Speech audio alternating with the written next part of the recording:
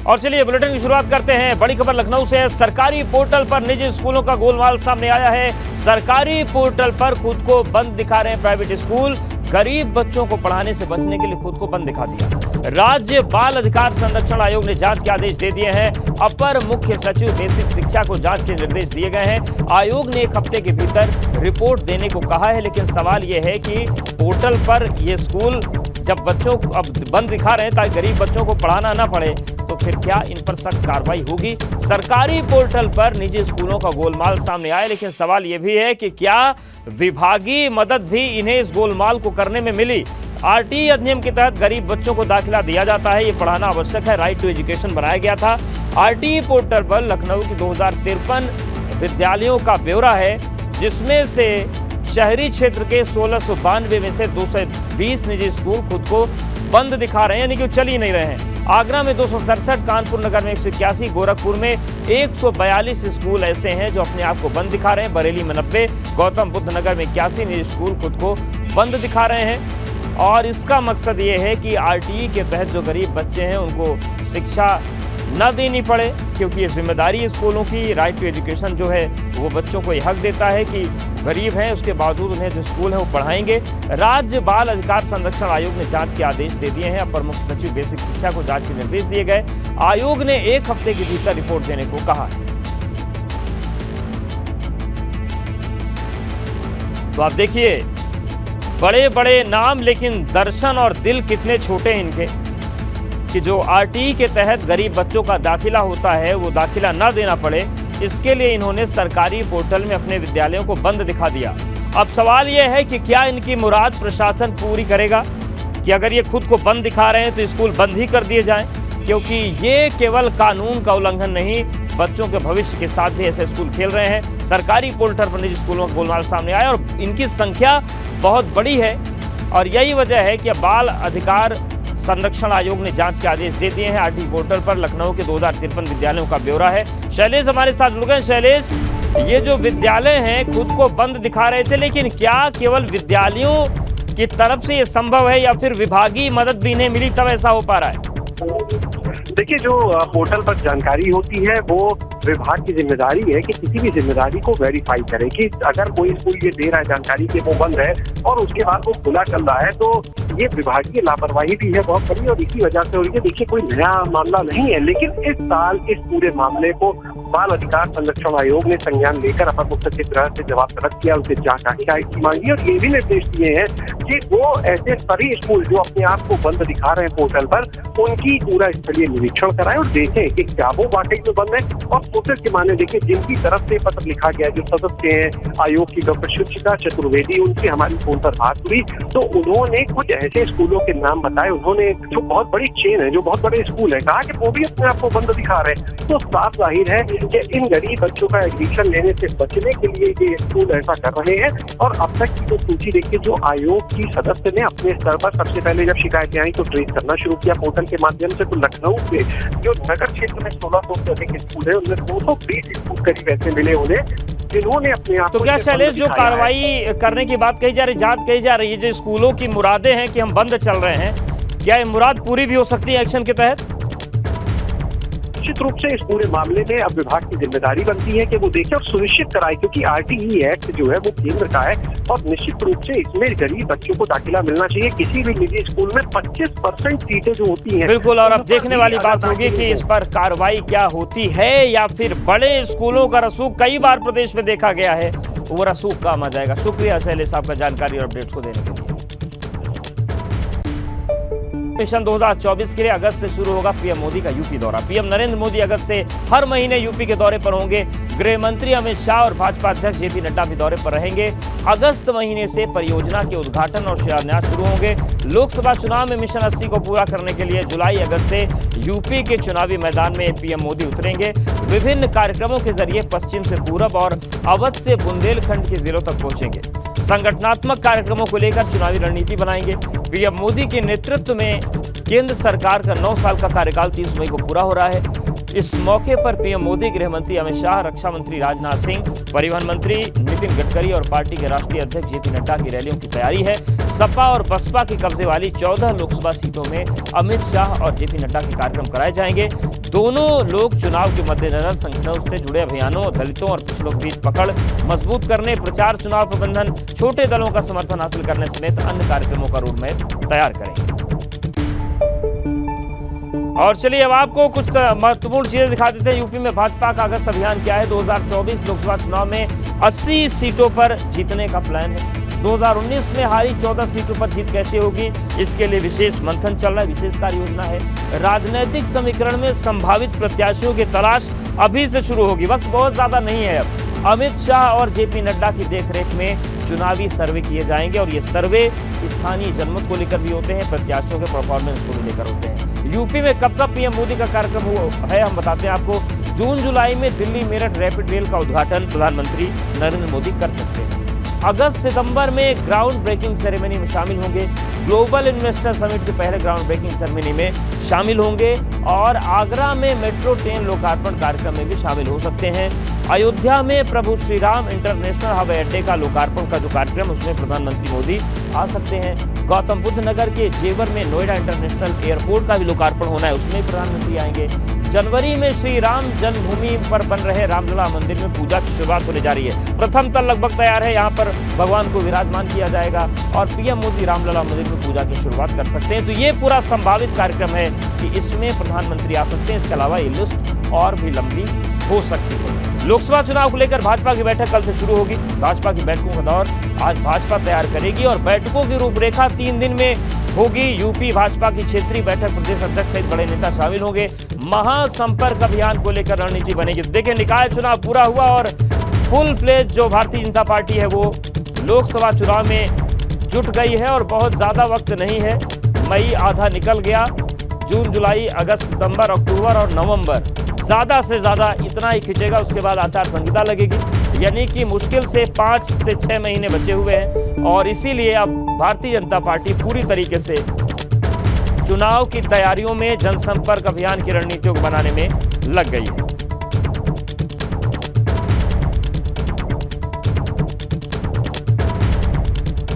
तो 2024 के लिए भाजपा का चक्रवर्ती प्लान क्या है, हम आपको बताते हैं। भाजपा ने 2024 लोकसभा चुनाव के लिए खास रणनीति बनाई है। यूपी में भाजपा का 80 की 80 लोकसभा सीट जीतने का लक्ष्य है। भाजपा का 30 मई से महासंपर्क अभियान शुरू होगा। भाजपा का महासंपर्क अभियान 30 जून तक चलेगा।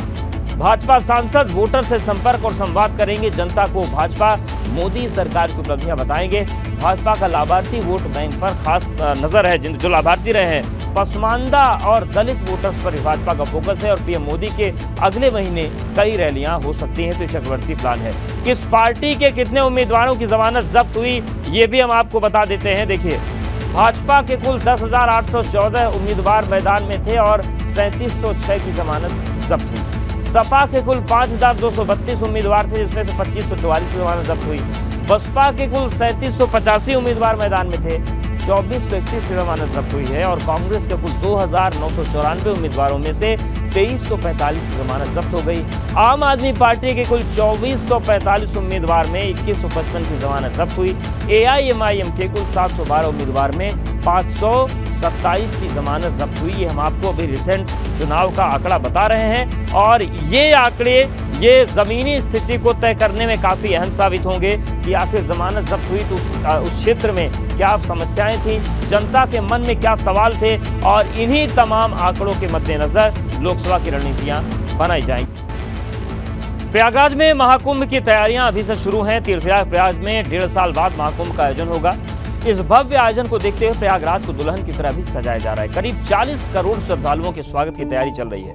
आस्था के इस मेले में रेलवे भी खास तैयारी कर रहा है। दिल्ली हावड़ा रेल रूट पर 2 नई रेल लाइन बिछाई जा रही हैं। नई रेल लाइनों के निर्माण से न सिर्फ कई नई और स्पेशल ट्रेनें चलेंगी, बल्कि संगम नगरी से गुजरने वाली ट्रेनें भी समय पर चलेंगी।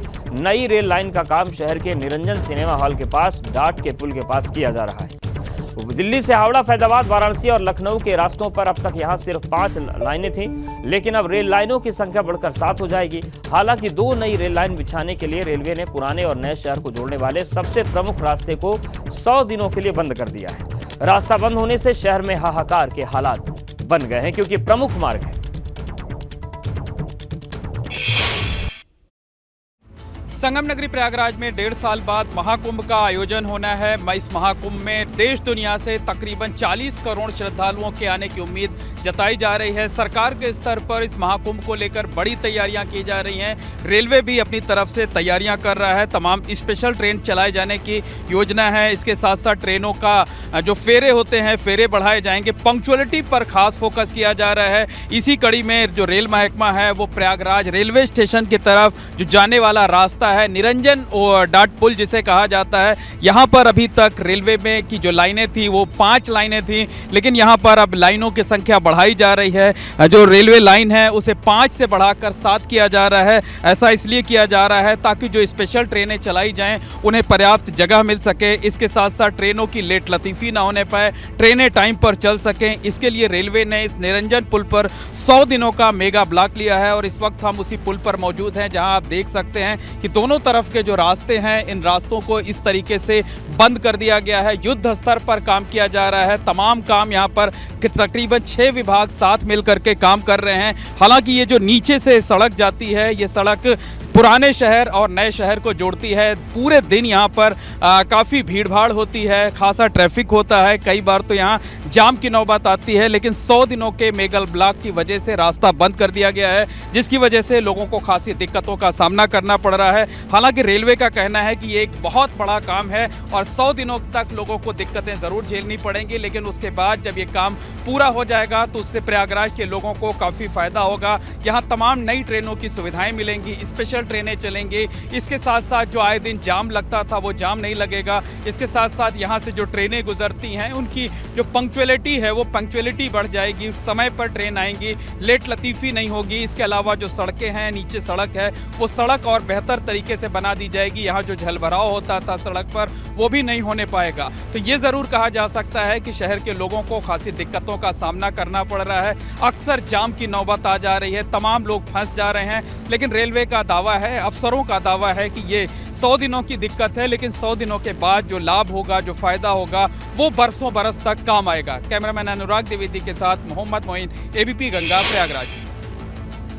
तो महाकुंभ के लिए 100 दिनों का संघर्ष है, लेकिन उसके बाद तस्वीर बहुत अच्छी होगी प्रयागराज। नई रेल लाइन की वजह से प्रमुख रास्ते को 100 दिन के लिए बंद किया गया है। वैकल्पिक रास्ते बंद होने से लोगों को दिक्कतें निश्चित तौर से हो रही हैं। वैकल्पिक रास्ते का दावा किया गया था, लेकिन दावे पूरी तरीके से ध्वस्त हैं, जो दावे अक्सर सरकारी होते हैं। जनवरी 2025 में प्रयागराज में महाकुंभ का आयोजन होगा। इस बार देश दुनिया के 40 करोड़ श्रद्धालु आएंगे। श्रद्धालुओं की संख्या को देखते हुए रेलवे ने तैयारी शुरू कर दी है। रेलवे ने 2 नई रेल लाइन बिछाने का काम शुरू कर दिया है और नई रेल बिछाने के साथ ही स्टेशन का भी कायाकल्प हो जाएगा। 100 दिनों के लिए ब्लॉक मिला है हमें इस कार्य को करने के लिए जिला प्रशासन की ओर से, और हमारी पूरी तैयारी है। और हमने बल्कि मार्च से ही कोशिश किया था, लगातार प्रयास चल रहा था कि जल्दी से जल्दी ब्लॉक मिल जाए, जिससे हम बारिश से पहले इस कार्य को कर लें। और अभी 100 दिन का मिल गया है ब्लॉक जिला प्रशासन के सहयोग से। हमने कार्य शुरू कर दिया है और कोशिश करेंगे समय से पहले इसको पूरा कर लें। अयोध्या में श्री राम जन्मभूमि मंदिर का प्रथम तल लगभग बनकर तैयार हो गया है। मंदिर की छत ढलाई का 60% काम भी लगभग पूरा हो गया है। श्री राम जन्मभूमि तीर्थ क्षेत्र ट्रस्ट ने मंदिर के निर्माण प्रगति का वीडियो जारी किया है। इधर मूर्ति को लेकर एक बड़ा पेंच फंस गया। नेपाल की गंडकी नदी के अलावा मूर्ति बनाने के लिए राजस्थान और कर्नाटक के लाए गए पत्थर सही नहीं निकले हैं। अधिकतर शिलाखंडों के भीतर या तो दरार पाई गई या सिर्फ रेखाएं मिली हैं। अब कहा जा रहा है कि रामलला की मूर्ति कर्नाटक के पत्थरों से वहीं से बनकर आ सकती है। यह श्रद्धा ऐसी है कि अयोध्या आने वाले श्रद्धालु इन्हीं पत्थरों के ऊपर रामलला का बहुमंजिला मंदिर बना रहे हैं।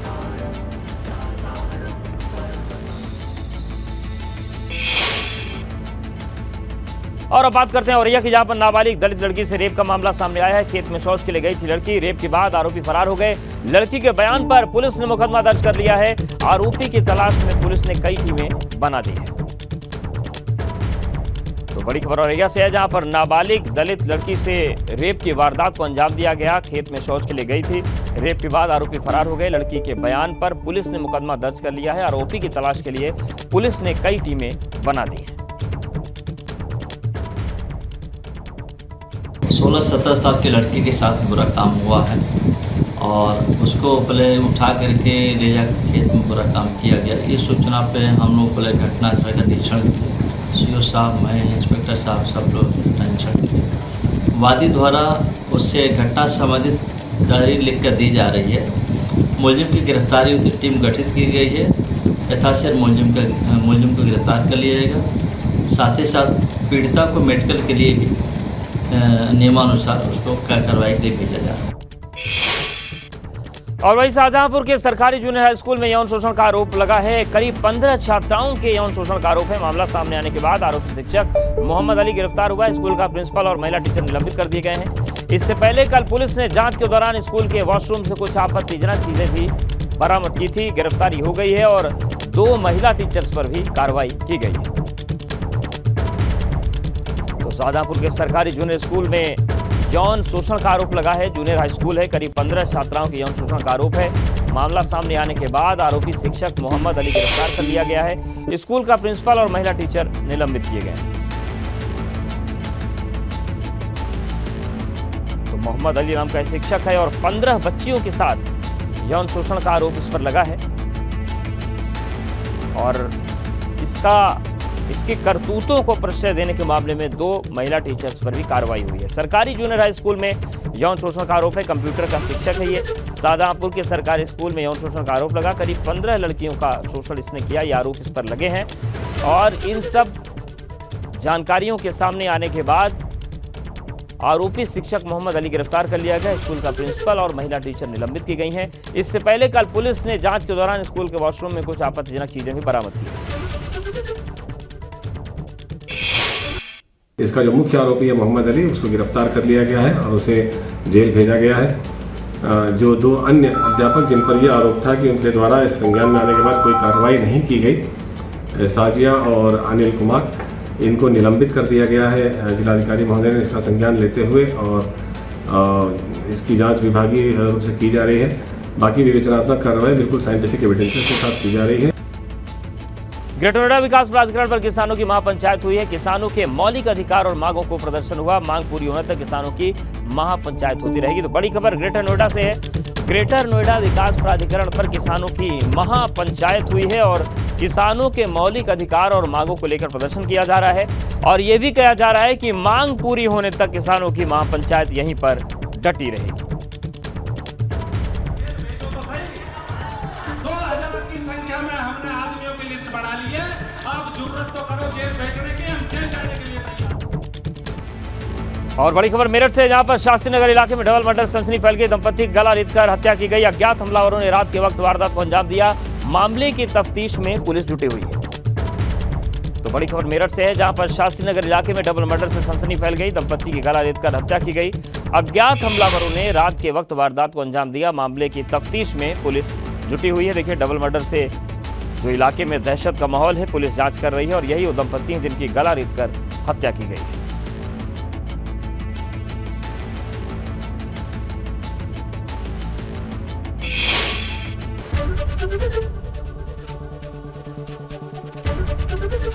एबीपी गंगा, खबर आपकी, जुबान आपकी।